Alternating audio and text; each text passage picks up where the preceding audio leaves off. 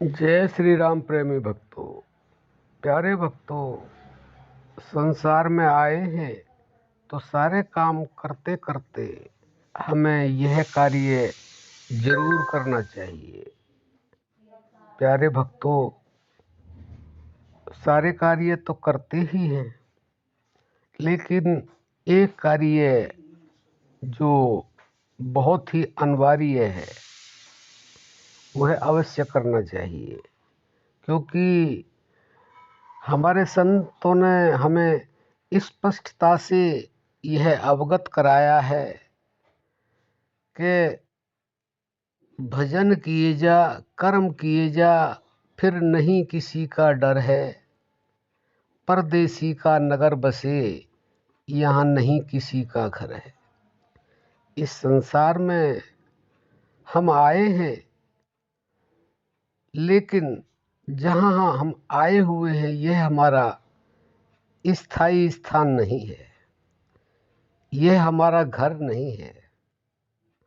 तो इसलिए हमारे संतों ने कहा है कि जब हमारा स्थायी घर नहीं है तो हमें सारे कार्य करते करते हमें भजन भी करना चाहिए, क्योंकि अगर हम भजन नहीं करेंगे तो हम अपने घर पर पहुंच नहीं सकते हैं।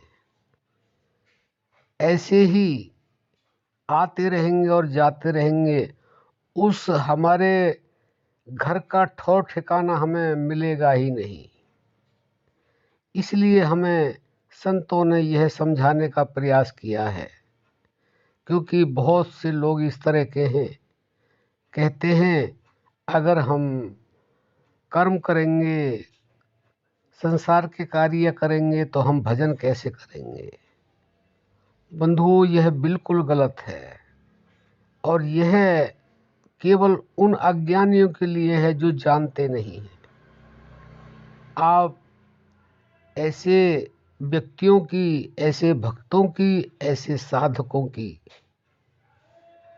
ऐसे गुरुओं की तलाश कीजिए जो वह भजन बताते हैं, समझाते हैं कि कर्म करते करते भी हम भजन कर सकते हैं। भगवान को, उस परम तत्व को, उस शक्ति को याद कर सकते हैं।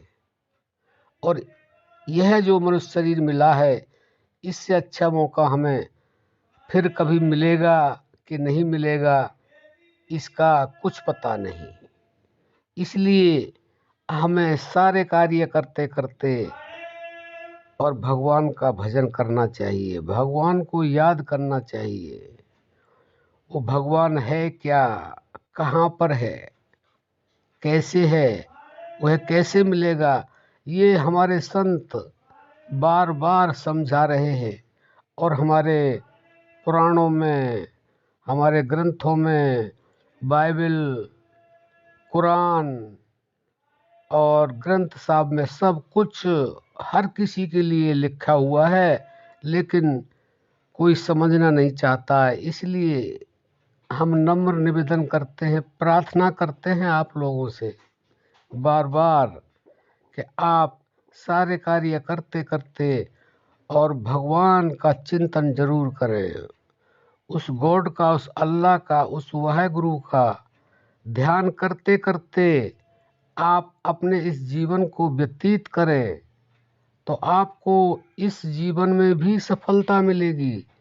और आपका जब शरीर छूटेगा, आप जहाँ भी जाएंगे वहाँ भी आपको परम शांति मिलेगी, शांति नहीं परम शांति मिलेगी। और आपको किसी भी तरह की कोई चिंता नहीं होगी, क्योंकि आपने कार्य करते करते चिंतन का अभ्यास कर लिया होगा। क्योंकि हम हर समय जिस चीज़ का चिंतन करते हैं, मरने के बाद भी हमारे को वही चिंतन याद आता है।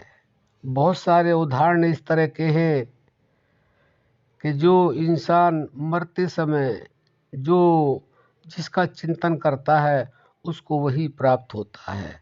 तो हम सारे कार्य करते रहें और भगवान का चिंतन करते रहें, नाम जप करते रहें, और नाम जप कैसे करना है ये तो आप जानते ही हैं, क्योंकि एक तो वाणी से होता है, एक होठों से, जीभ से होता है, एक मन से होता है, और जो सर्वाधिक होता है, सर्वोत्तम होता है, वह प्राण जप होता है, क्योंकि प्राण के बिना जीवन नहीं है।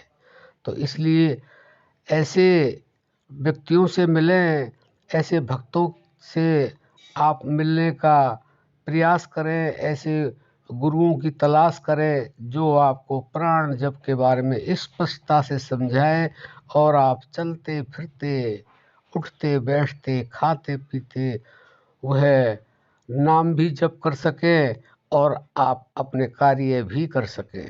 तो आशा करते हैं आप समझ गए होंगे कि सारे कार्य करते करते हमें नाम जप अवश्य करना चाहिए।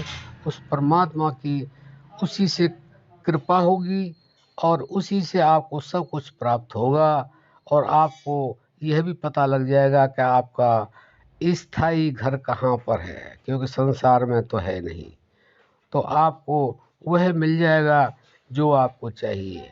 अब हम अपनी वाणी को विराम देते हैं। जय श्री राम।